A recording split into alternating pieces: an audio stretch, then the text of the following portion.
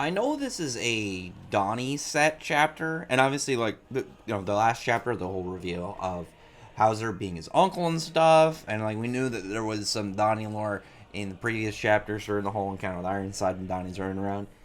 The thing right now that I'm super curious about is how this scenario is going to get handled, because when it was Hauser in the area, and people kept telling me it's Hauser, not Howitzer. I don't know why. In my brain, it's Howitzer. I'll figure it out at some point. But when he's super hammered, obviously he's really drunk, and I can get the idea in this scenario of why they could be in a threatening spot even while he's hammered, because obviously he's not going to be like, you could have him be not at his full capabilities or be at his full capabilities. I'm guessing just because he's so shit-faced that he's not going to be able to, like, fully probably be able to, like, control his magic properly or fight properly. He's probably going to be, like, tripping over himself. I'm guessing. Obviously, that's an estimation and not something that, like, is factually set. 'Cause we don't know, like, how Hauser is currently in the story and his current capabilities. We gotta wait until, obviously, like, the fight breaks out before we really get to it. But I will say, like, with Percival in the area, I don't really know, at least at the moment, how exactly they're going to really kind of like have like much of a threatening spot from them. And I know he was drinking in the chapter, like he decided to have a couple drinks, Annie too.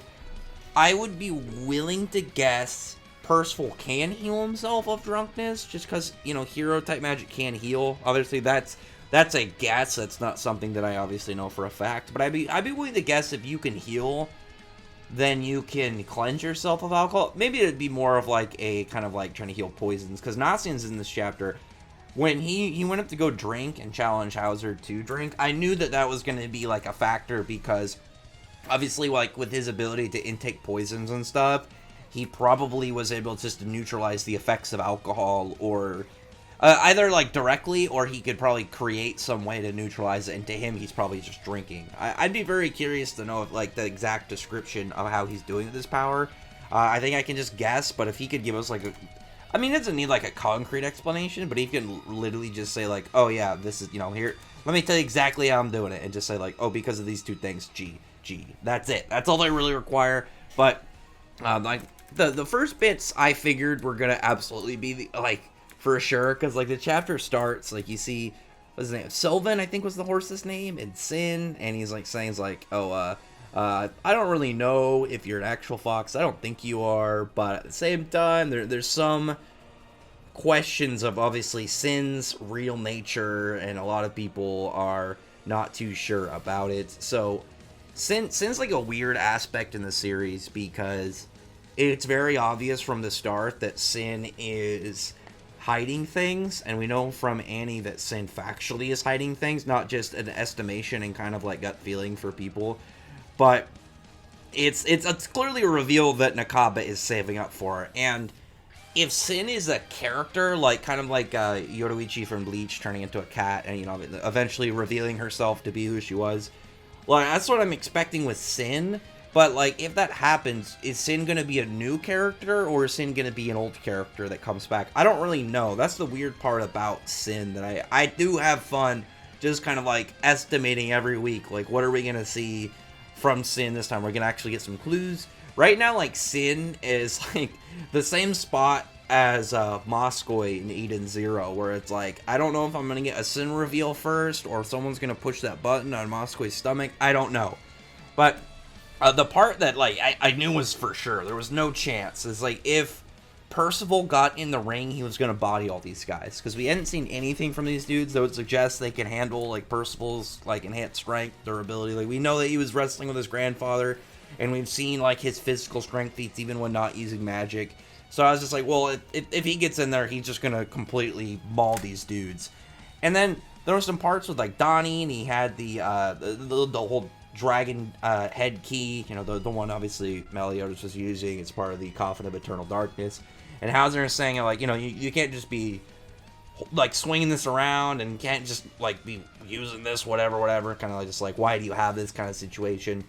And he's like, you know, if oh, he's like, oh well, if if they get that off, the demon clan gets sealed away. And obviously Hauser is just like, yes, that's exactly the point, because if Meliodas gets taken out, then Leonis is fully vulnerable to Arthur and his holy knights. I'm super curious though still if Meliodas can actually hold off Arthur, because Arthur's supposed to have like the best power in all of Seven Deadly Sins. The only thing that can stop him are the four knights, like, of the apocalypse. They're the only people that can contend with them, obviously, like the setting of the series.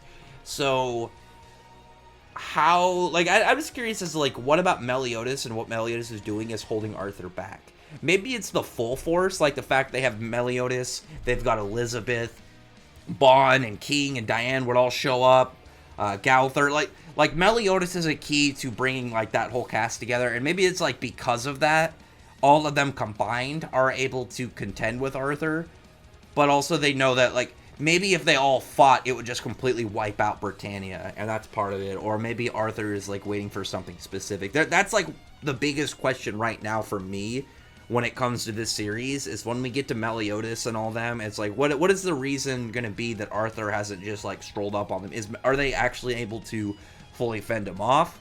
Because, again, like, Arthur at the very end of Seven Deadly Sins, when he was starting to get a hold of his power, was already extremely strong, because, again, it's, like, the best singular power in the series. The only thing that's a threat to him is 4 super characters coming in a sequel.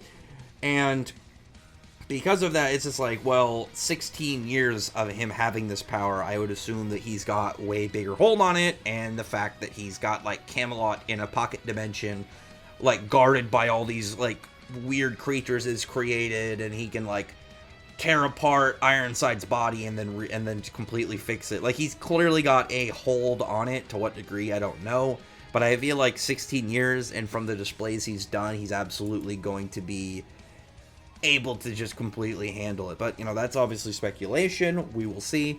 Hauser, though, he is really drunk, so I can't really get mad at some of the parts of him in this chapter.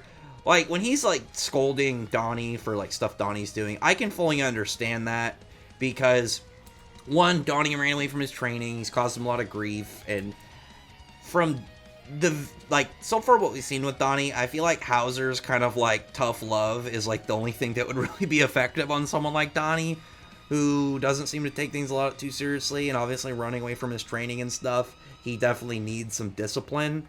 I do have some high hopes for Donnie. Like, I'm hoping that his character gets to that spot where he goes from one of those weaker, gaggish characters to becoming actually pretty capable and able to hold himself. Because I always like that trope, so I'm hoping Donnie can pull through with that. And we're seeing, like, him obviously in some pain in this chapter, like, not just getting punched, but, like, when Hauser mentions, he's like, I'm sure your sister is crying in heaven, and I'm just like, man, how many, like, unfortunate people has he lost? Like, we know his sister, I don't know if they implied, like, his mom as well, because I know that obviously they're related through his sister, but what exactly happened between them that, like, he's over here with Hauser all the time, apparently, before he ends up running away. And then, like, the part, like, again in the chapter, like, the stuff with Hauser, even if Donnie wasn't drunk, I could still understand, because, that's a family thing, so that, them being a little bit more harsh, like him being a little bit more harsh Hauser being a little bit more harsh on Donnie, I can understand, because, in family they can be a little bit more direct and a little bit more kind of, like, heavy on, like, the seriousness and what they say without it feeling nearly as like, meant to hurt.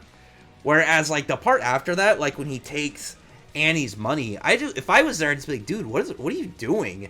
Like, the family stuff, I'd be like, that's none of my business. Obviously, that's between them. But, like, the stuff with Annie, I'd just be like, man, that's not, like, what are you doing? You're just taking some young girl's money, something that she did definitely obviously earned through gambling and stuff, but at the same time, it's like, I mean, she earned it. She definitely, she got it through the rules that were set up, so that, he can't just take money from her. But he is really drunk, so it's not like I can really blame him. And that's when Nazis does this thing when he challenges him to drink. I did notice, which is funny, I didn't notice the first time I was reading it, but I noticed it because I used the panel of the alcohol with all the shot glasses laid out. If you zoom in, The title of the drink is called the First Demon, and that is the original demon that was the merging of, well, I guess re-merging, because it was originally like that, when Chandler and Cusack fused and became the original demon near the end of Seven Deadly Sins. I thought that was pretty neat. I thought that was a pretty cool Easter egg. I wonder if, like, in their world, like in this shot, I get it's an Easter egg, but, like, is it just an Easter egg, or in their world do they actually have, like, this as an alcohol? Like, somebody decided, I'm gonna make an alcohol, name it after this horrifying ancient demon with, like, weird, like, demonic centaur form and swords and staff and whatever, made of these two weirdos. And once Nonsense is doing his thing, he's just kind of, like, commenting, and he's, like, laying out a couple bullet points that he observed. It's very clear to him that, like, there's some sketchy stuff going on, and that's when, like, these guys all in this bar revealed to be bandits. And the boss of them is this dude, Edlin, who is the former apprentice of Hauser, and now he's, like, broken away to go, like, lead this bandit pack. I'm guessing, like, these other guys are mostly just, like, muscular thugs, like, they're just physical brutes, because, like, if this dude Edlin trained with Hauser, he obviously has to have some form of magic, so that's gonna be really neat just to see how this guy, I don't expect them to be that threatening, to be perfectly honest. Like, these random thugs, like, I feel like Nonsense would have no problem, like, one-tapping each of them with, like, a doped-up sword. Just completely slice each of them, they go numb, drop. This dude, I definitely think, would be a threat to him. I don't think Percival, it would have any problem beating this guy. Obviously, like, he's the strongest out of the main cast. But he is seemingly too drunk to really work right now. Again, it'll depend also on if either he can fix himself with maybe hero-type magic. Again, that maybe the healing can do something. Or if Nonsense can do something to fix Percival. Because in reality, if he could just get Percival back on his feet, Percival runs through all these guys. But I think Nakaba wants to get him out of the picture, because Hauser being super drunk, not like he's not much of a problem in terms of, like, completely thwarting these guys as a threat, whereas Percival is the same way. Whereas Donnie coming back and doing something, like Donnie and Nonsense maybe against these guys. I'm sorry if you can hear my chair being really squeaky. This chair has, like, some messed up screws, and I managed to actually fix it somewhat. They'll stay in, but they definitely are way creakier than normal. But if Donnie can come back, him and Nonsense against these guys would be really cool. Maybe Nonsense against all the fodder and Donnie against this dude. I would hope. I would really like to see a good Donnie scene, because, like, so far in the series, up until recent, he's been more of, like, kind of the goofy gag character in the cast. Like, he's not, like, super gag character, but he's definitely the short end of a lot of jokes, being clearly the weakest. And I would like to see something cool for him, because he's, like, the first one getting, like, a post-introduction story.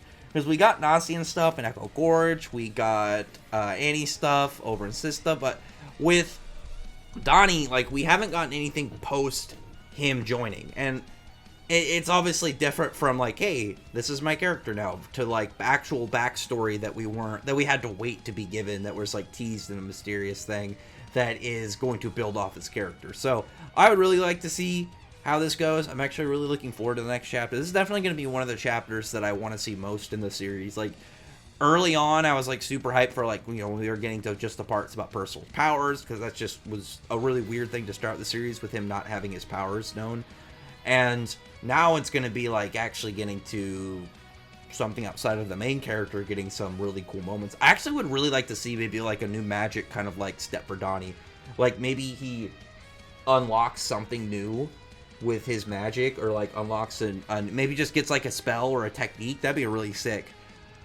I would hope he can beat this guy, though. Like, this guy could be stronger, but maybe if Donnie could outsmart him. We'll see. Anyway, though, I definitely look forward to this, and I'm hoping so bad that Donnie doesn't look a fool, or, like, Nakaba goes out of his way to make Donnie look bad. Like, this should be his moment. Like, a lot of these guys, I feel like he should be able to beat, even with, like, some basic Holy Knight training, considering most of these guys just look like throwaway thugs. But anyway, other than that, though, comment below, thumbs up the video, but friend the like button, subscribe, and check out my other videos. From that, I appreciate everyone's already subscribed, and thank you all for listening. Bye.